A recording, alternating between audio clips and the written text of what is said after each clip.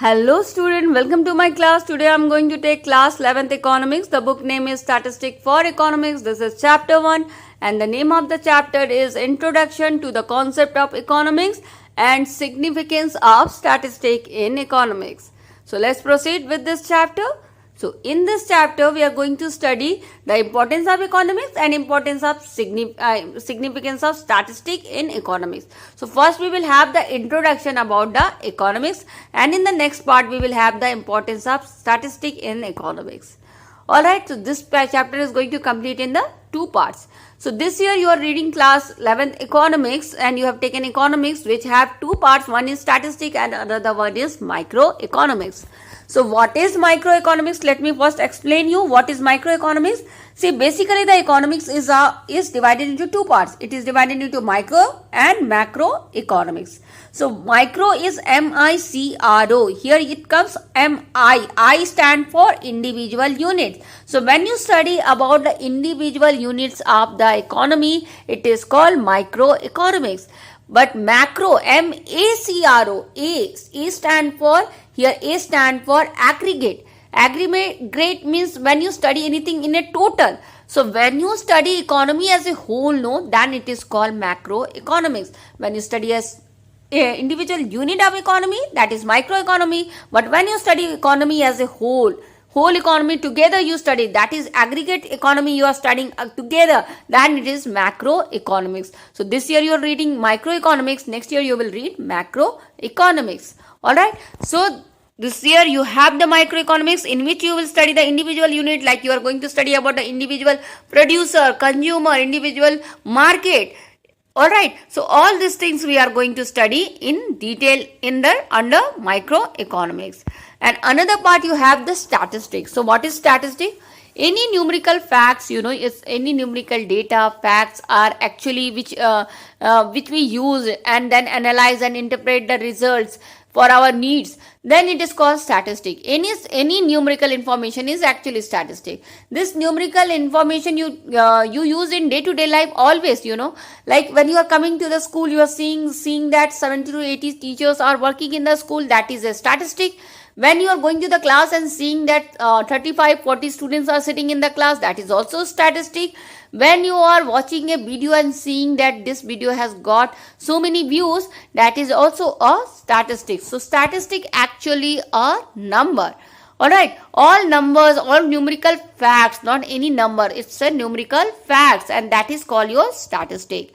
And in economics, we actually deals with the ordinary business of life. In our day-to-day life, what are the business we are doing, and that is only called your economics. And statistic is a very important part of economics because you cannot take any economic decision. Any economic decision cannot be taken without the help of statistic. You always need a statistic to take a decision. For example, if you want to solve the problem of unemployment in the economy, you have to see the statistic like how many people are unemployed, how many jobs we need to generate to remove this unemployment, and then the people who are unemployed, how many are unemployed of their own choices. They are unemployed because they don't want to work, and how many are unemployed even when they want to work. Because actually we have to generate the job only for those who are unemployed, in spite they are working hard and searching job, but they are not getting the job. For them we have to generate the employment. So we have to find all the statistical facts to take a decision. So in economics, all the statistical facts help you a lot to take a proper decision. So all the decision in the economy is taken with the help of statistic, and that's why statistic is very important in economics, and that's why we will study about this statistic this year. So before this, let me clear you that this chapter, the chapter name is Introduction to the Concept of Economics and significance of statistic in economics. So first part is introduction to the concept of economics. So let me first introduce you to the concept of economics. In the next part I will tell you about the significance of statistic in economics. Alright, so first let us have the introduction to the concept of economics. See, in economy you have two types of goods. You have the economic goods and you have the non-economic goods. So what is economic goods and what is non-economic goods? So economic goods are those goods whose supply is limited and demand is unlimited. And when you have the more demand and less supply, then you pay some prices for your demand and you pay prices to get that goods. And when you pay prices to get those goods, that goods are called economic goods, like paper, pencil, rubber. All these are economic goods because you don't get it freely. You have to pay something, some prices to get that goods, because those goods are not in unlimited supply. They have some limited supply, and that there are so many people who are demanding that. So the seller can sell it to those people who are ready to pay, and so they are getting some payment in return of those goods, and that is called your economic good. When you get payment for a good, then it is called economic good. But non-economic goods, you don't get any payment for that goods, because that goods are actually in unlimited supply and people don't demand, because without demanding they are getting those goods. For example, air, water, soil, etc. you are getting unlimited they are unlimited in supply and you are getting without any payment, and that's why they come under non-economic goods. So when the goods prices are paid, it is economic goods, and when the goods prices are not paid, they are called non-economic goods. Alright, now let's proceed to the another concept. In economy, there are two types of activity also. You have the economic activity and you have the non-economic activity also. So let's first discuss about the non-economic activity. Non-economic activity are actually those activity for which you don't get any payment. For example, the social activity, religious activity, and the parental activity. When you do some social service, donating some amount to the poor people in the Corona time, or doing some cleaning work under Swachh Bharat Abhiyan, you are not getting any payment for that. You are doing some religious activity, giving donation in the mandir and masjid, or giving some free services in mandir or masjid, you are not getting any payment for that. Parental activity, parents are doing so much for the students and for their children, like they are providing them education, they are providing with different types of goods and services, they are spending their times and effort, but still they don't get any payment. So when you don't get any payment for the activity, that activity is actually called non-economic activity. And then what is economic activity? For which the wealth is generated. For example, production, consumption, investment, exchange, distribution, all these are actually economic activity. So what is production, consumption, investment, and exchange and distribution? See, let me explain you what is production. Production is an activity in which you use the raw material, process that raw material, and prepare a finished good. Consumption is the use of those finished good for satisfaction of your want. Then investment is when you invest your money, when you put your money to form a capital asset. You are forming a capital asset with that money with a hope that you will get some return from it in the future. So that is called investment, when you make a capital asset with a hope to get something back in the future. That is called investment. Then what is exchange? Exchange is actually providing a commodity in return of a commodity. Suppose if I have rice, you have a wheat, I will give you rice, you will give me wheat. That's the way the exchange used to take place in the ancient time, and that is called barter system in the ancient time, when you used to exchange commodity for a commodity. Then the money introduced. Nowadays what you are doing, you are giving any commodity for the in the exchange of money. Alright, so now money is also a commodity actually. Rupees is also a commodity. Alright, so you are giving rice for some payment or some money. That is also giving commodity for a commodity. So when you are exchanging a commodity for a commodity, another commodity, that is called your exchange. Then what is distribution?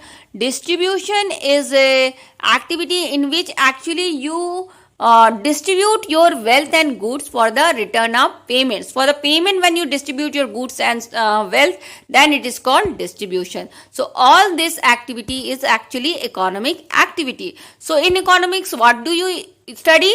You actually don't study about any non-economic activity. The non-economic activity like social, religious or parental activity, you don't study in economics, because its name itself is suggests it is non-economics, not included in economics. In economics, you only include those activity which is done for the generation of wealth. For example, when you deal about the concept of production, consumption, investment, exchange or distribution, then this studies is called economics.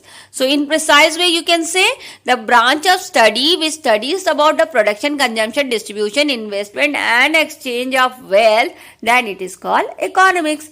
So this is what economics is. Now let us define the economic in a different way.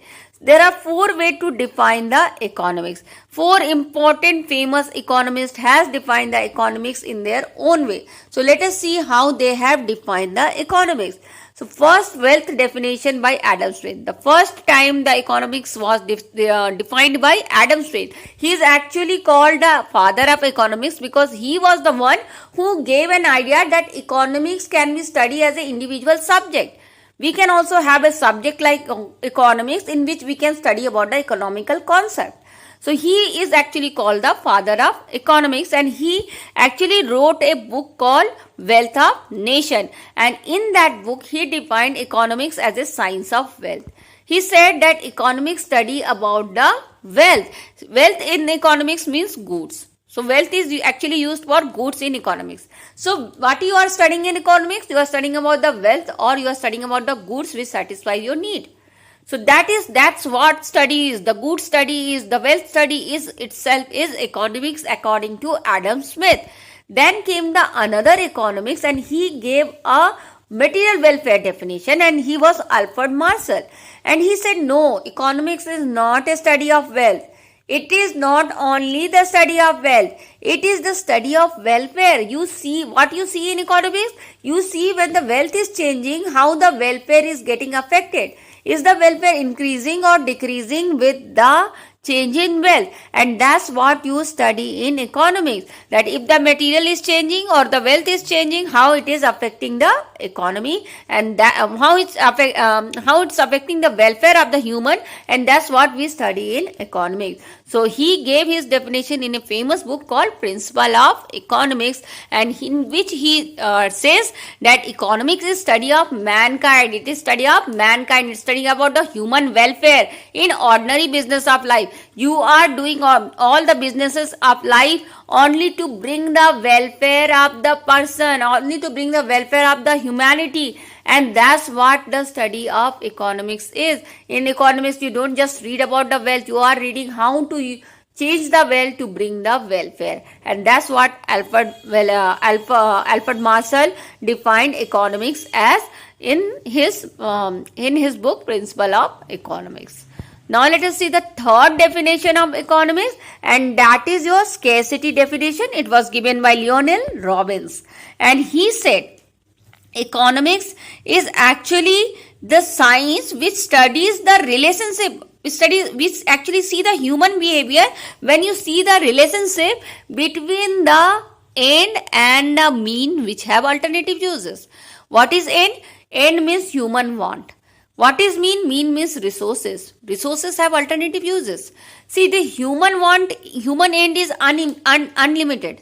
You cannot satisfy a human. If he is getting 60 marks, he wants 70 marks. If he is getting 70 marks, now he wants 80 marks. If he get 80 marks, then he wants 90 marks. If he get 90 marks, then he demand 100 marks. Even after getting 100 marks, he will not be satisfied, and he will want admission in a very good college. That college, better than that college, then better university, better job. That demand will never end. The demand is unlimited. Human demand is unlimited, but the resources are limited. So that resources also have alternative uses. For example, suppose if you want to do good in one subject, you want to improve all the subjects. You want to get good marks in subject 1, you want to get good marks in subject 2, in subject 3, also you want to play, and also you want to learn art, and also you want to help your mother, but you have a limited resource. You have only 2 hours with you, and this 2 hours can be either used for playing, or for doing some other job, or to help your mother, or to learn some art, or to spend in study to improve your this subject or that subject. All right. So this resource of 2 hours is limited.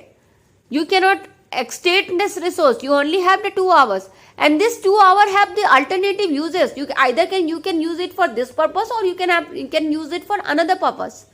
So what you have to do, you have to choose where you want to spend this 2 hours.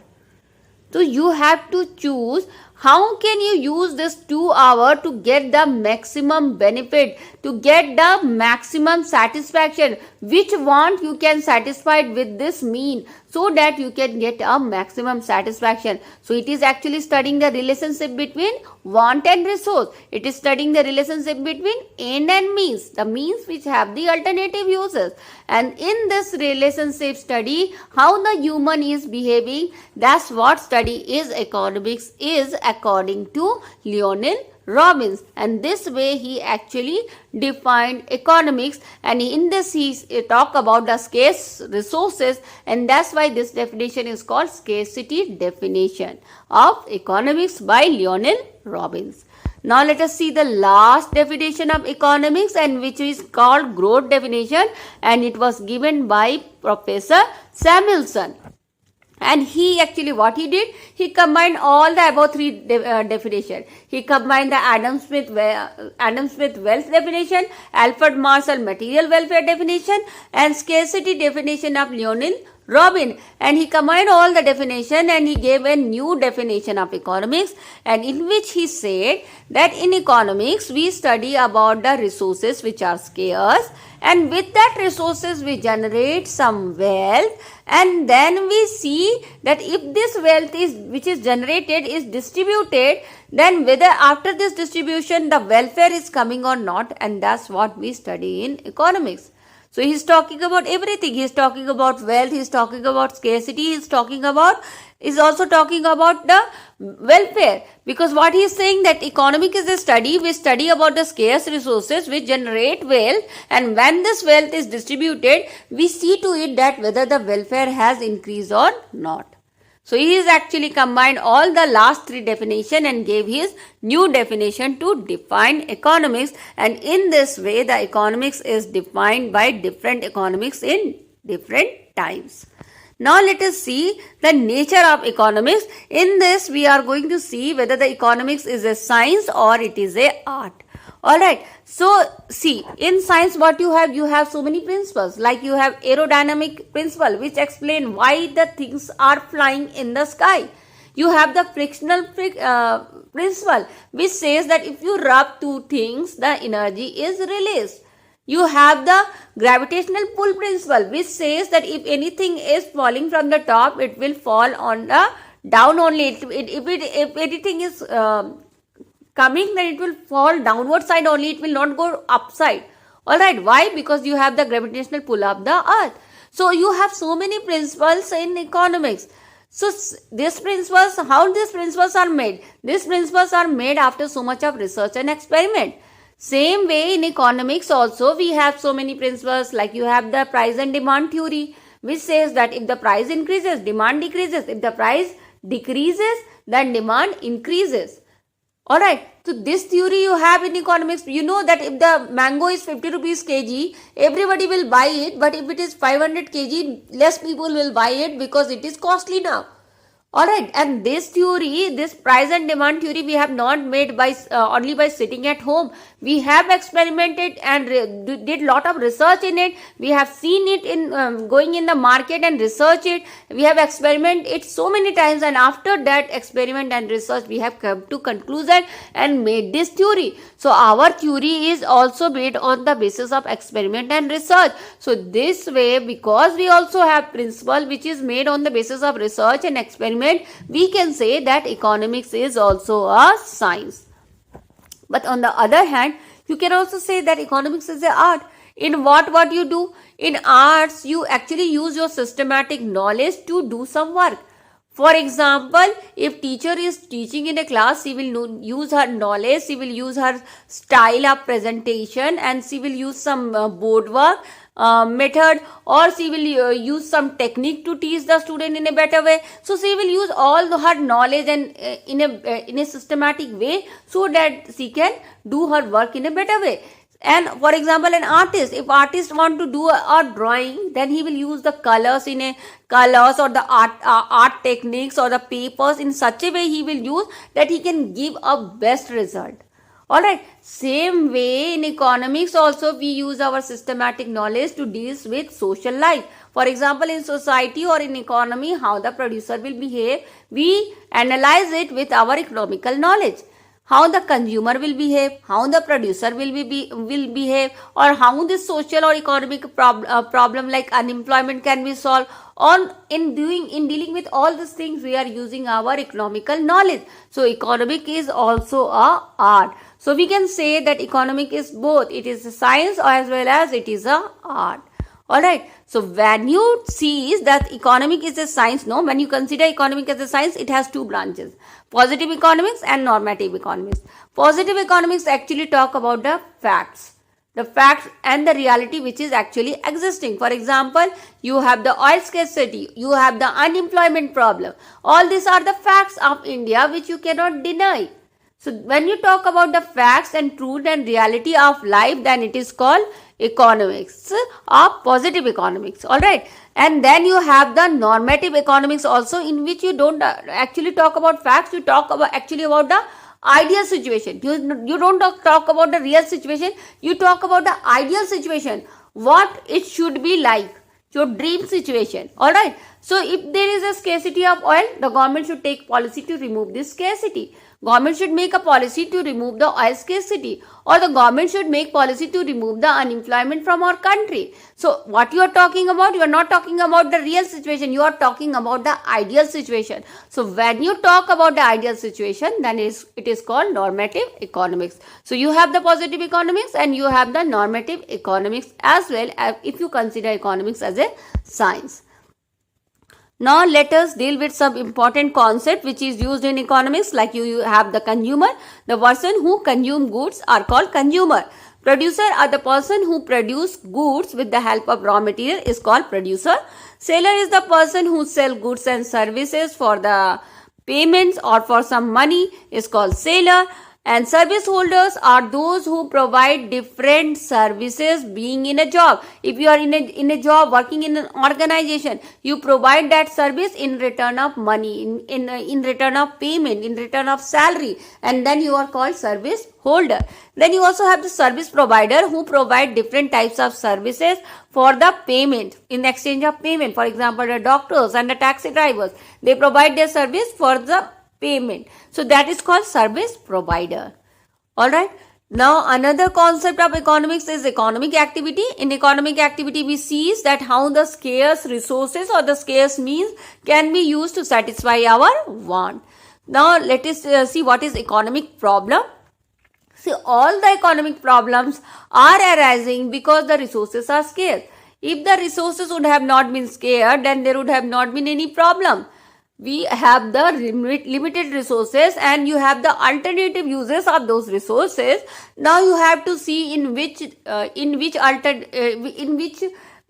you have the suppose you have the coal. You can use this coal either in this industry or in that industry, or you can use it at household work for the cooking purpose, or you can use it for the generation of the electricity. So this coal has so many alternative uses.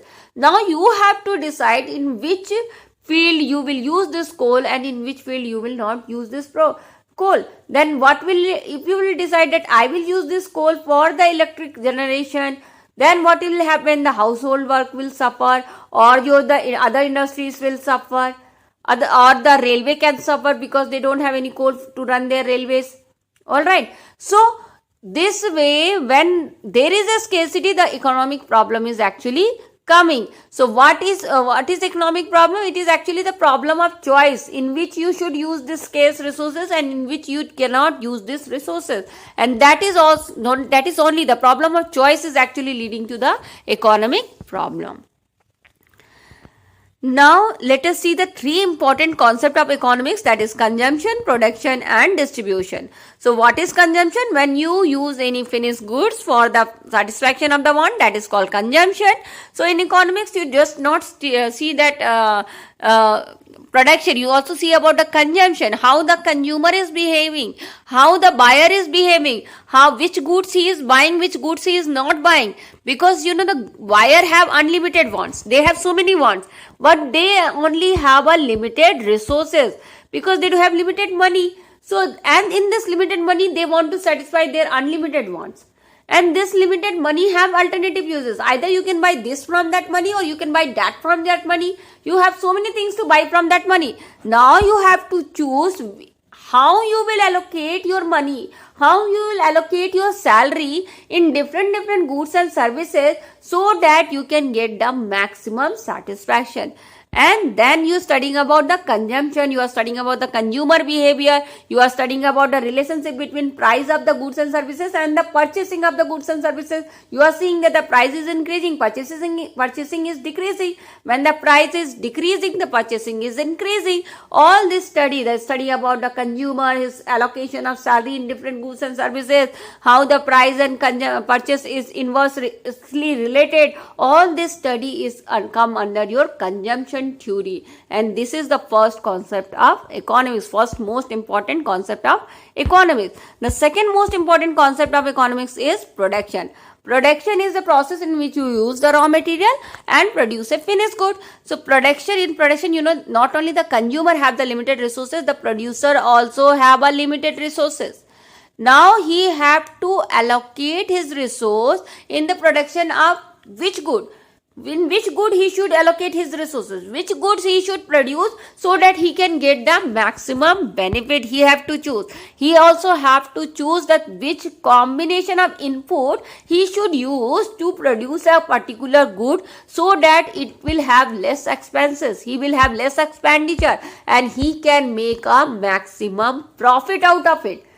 In what combination of input he should use so that he can get maximum profit. What is profit? When whatever revenue you are getting after the selling of your production, then you minus your cost of production from that and you will get your profit. So revenue minus cost is actually a profit. So what is the aim of producer actually? The aim of producer is to get the maximum profit. So you are studying about the producer behavior. How will he will use the different factors of production. He will use that factor of production which will give him maximum productivity. Yes, the factor which is giving maximum productivity, that factor will be employed more and more. Alright, and he have to allocate his resources so that he can get maximum profit. So what you are doing, you are studying the production process, you are studying the producer behavior, and all these things comes under production theory. So this is the second important concept of economics. Now let us see about the distribution theory.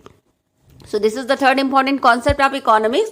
In the income which is generated out of production is actually then distributed among the different factors of production, because production takes place with the four factors of production, that is land, labor, capital and entrepreneurs. So when land, labor, capital and entrepreneurs are engaged in production, then after production the income which has come, which will be generated in all these four factors.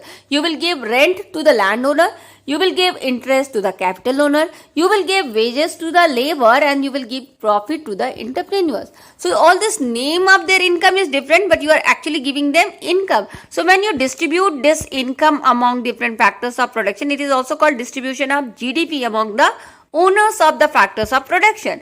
And then when you are doing this distribution, what principle are you following during this distribution? Is it only monetary, or you are also seeing that it will reduce the social differences? That's what you are studying in economics. You are studying about the distribution principle. You should see that those principles should be followed which will reduce the unemployment, which will reduce the poverty, which will reduce the injustice, or which will not lead to inflation. So this way you are generating or distributing the income among different factors of production. And when you are studying about all this things of distribution, no, you are studying about the distribution theory. So these three are the important concept of economics. So with all this introduction of economics, I hope the introduction to the concept of economics is clear to you. You have understood what is economics, you have understood what is economic good, what is non-economic good, what is economic activity, what is non-economic activity. You have understood the definition of economics given by different economists. Then you understood what is economic is a science or it is a art. And if it is an art, what are its two branches and different concepts of economics you got clear. And I think with this, the introduction to economics is clear to you. Next part, we will meet and see that how the what is the actually significance of statistics in economics. That we will deal in the second part. The link of the second part will be given in the description. Thank you, students. Thanks for watching. Please like, share and subscribe MP Social View. Thank you, students, and happy learning.